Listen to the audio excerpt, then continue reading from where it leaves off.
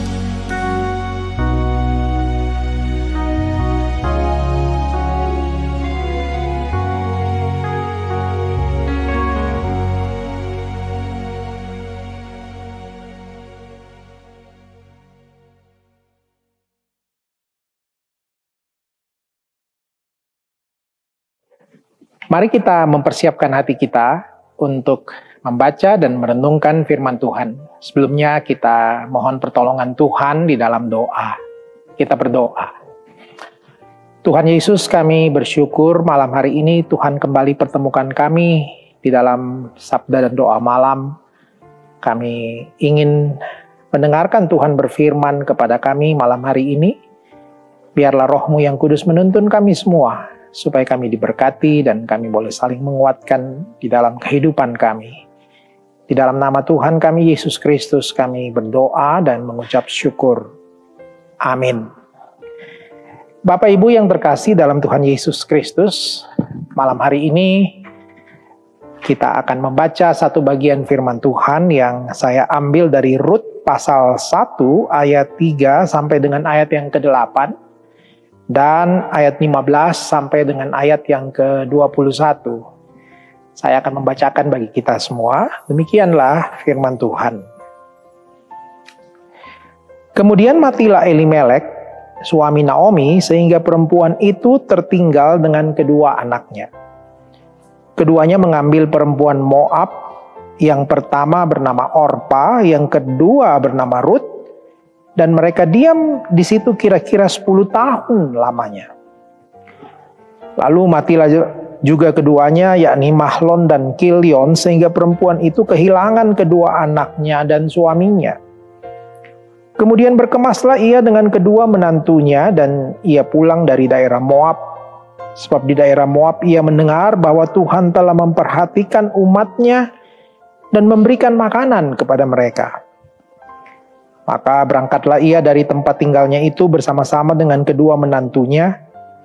Ketika mereka sedang di jalan untuk pulang ke tanah Yehuda, berkatalah Naomi kepada kedua menantunya itu, "Pergilah, pulanglah masing-masing ke rumah ibunya. Tuhan kiranya menunjukkan kasih-Nya kepadamu, seperti yang kamu tunjukkan kepada orang-orang yang telah mati untuk itu dan kepadaku." Ayat 15. Berkatalah Naomi, "Telah pulang iparmu kepada bangsanya dan kepada para allahnya. Pulanglah mengikuti iparmu itu."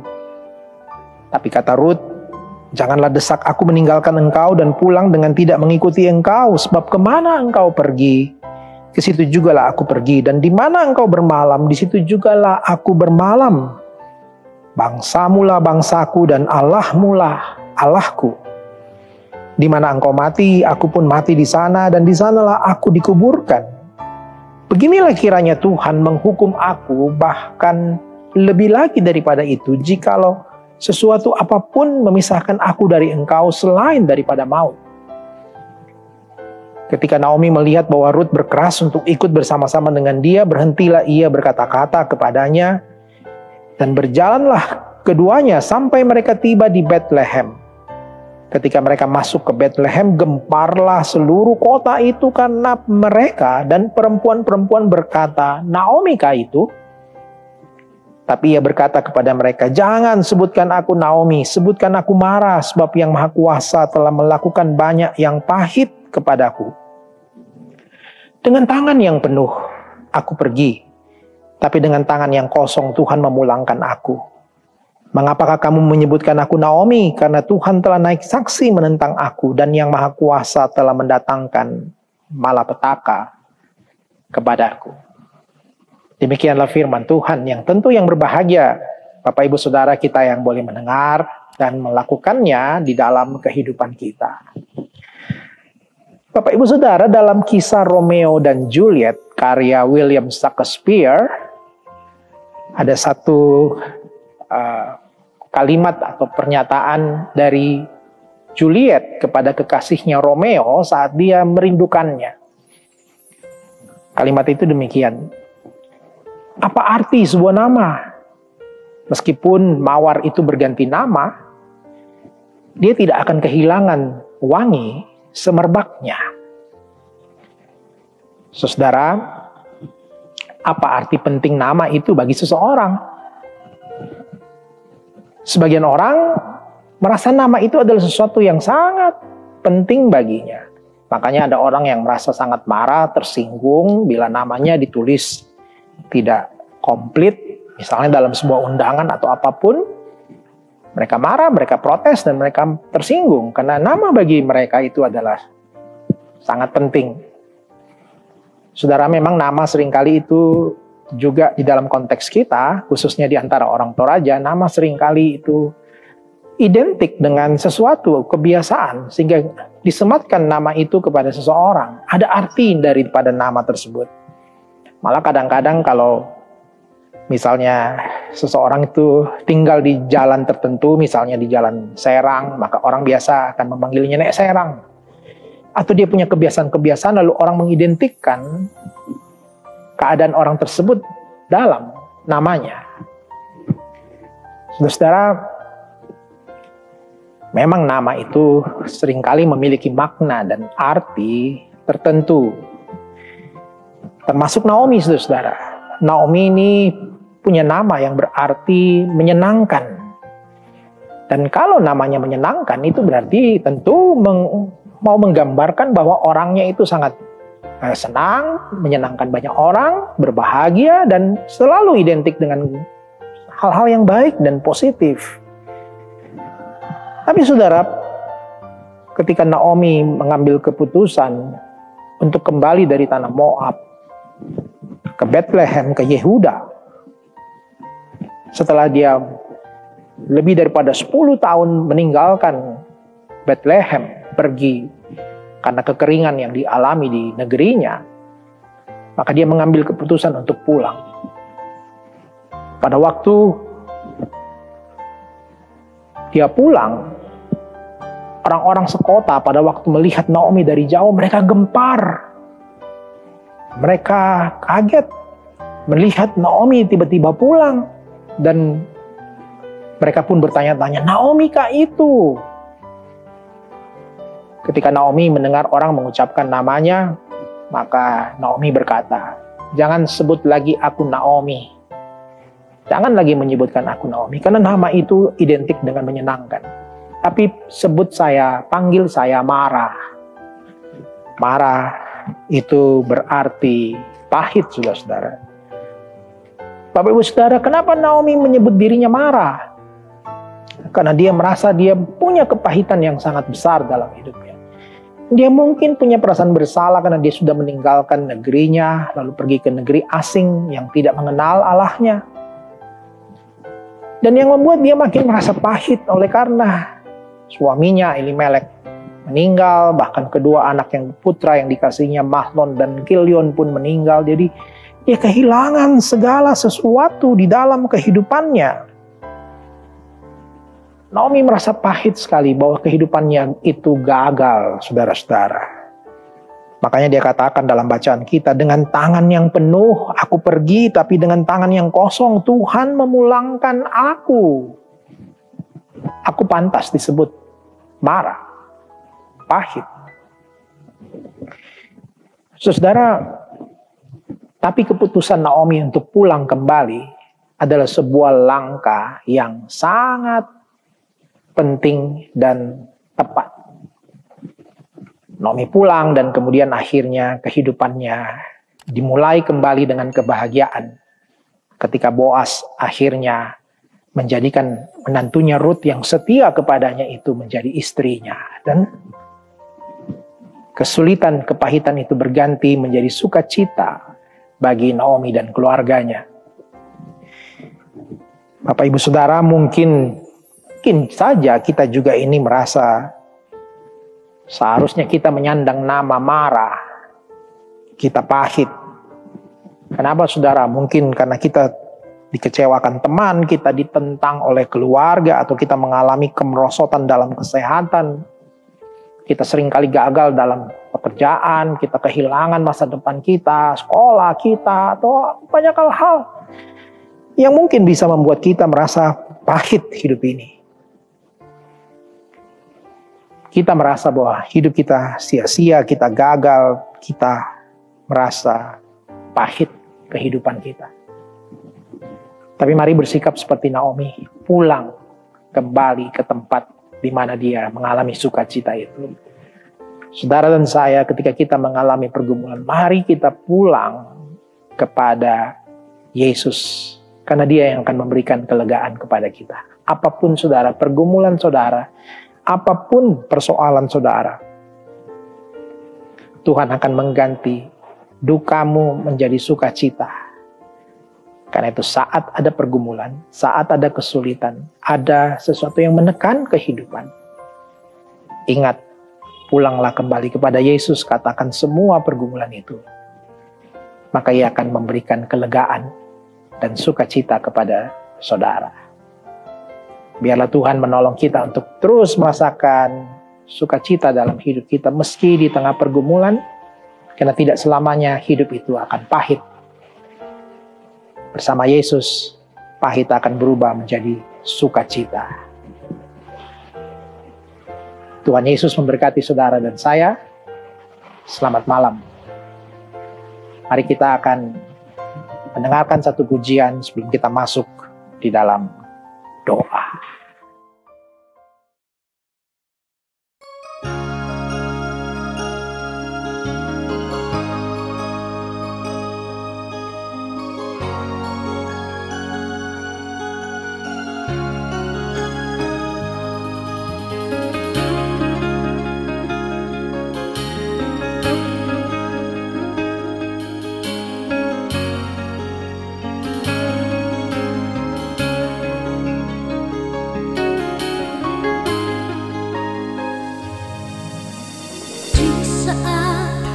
Sedang galau, pada siapa mengadu?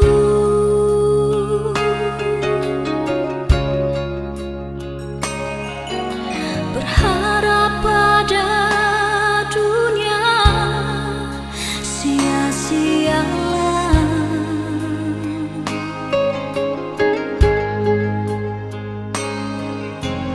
Hanya pada Yesus ada jawaban.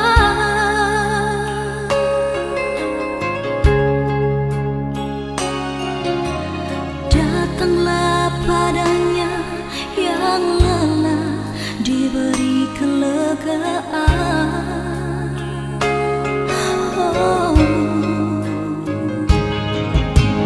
Di saat badai ombak menderu, pada siapa berteduh?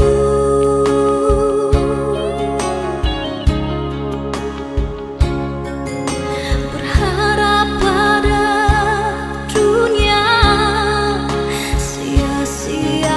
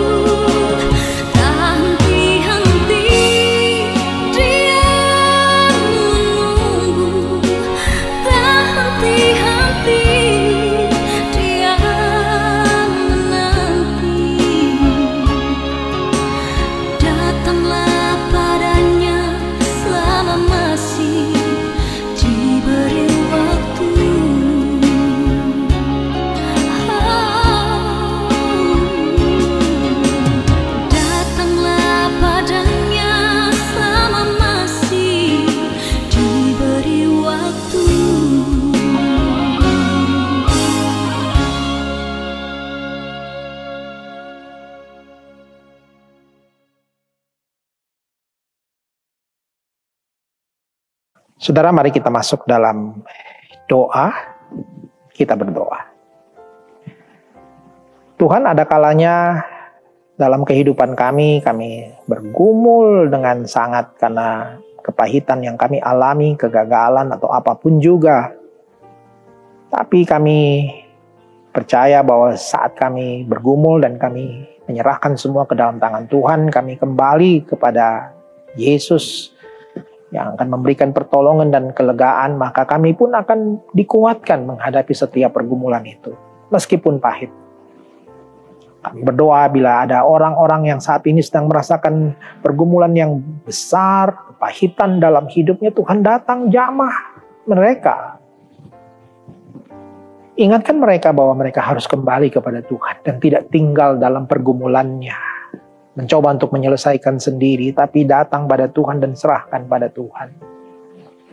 Mendoakan untuk semua jemaat kami, jika ada di antara mereka yang sedang dalam pergumulan, baik itu pergumulan karena duka cita, karena ditinggal orang yang kekasih, atau mungkin yang sedang bergumul dengan sakit penyakit yang sudah bertahun-tahun dalam kondisi seperti demikian, Tuhan, berikan kekuatan penghiburan kepada mereka dan ajarlah mereka untuk selalu bergantung hanya kepada Tuhan. Kami mendoakan semua pergumulan di tengah-tengah kehidupan kami, jemaat Tuhan Yesus, berikan pertolongan di saat duka cita yang besar yang kami alami.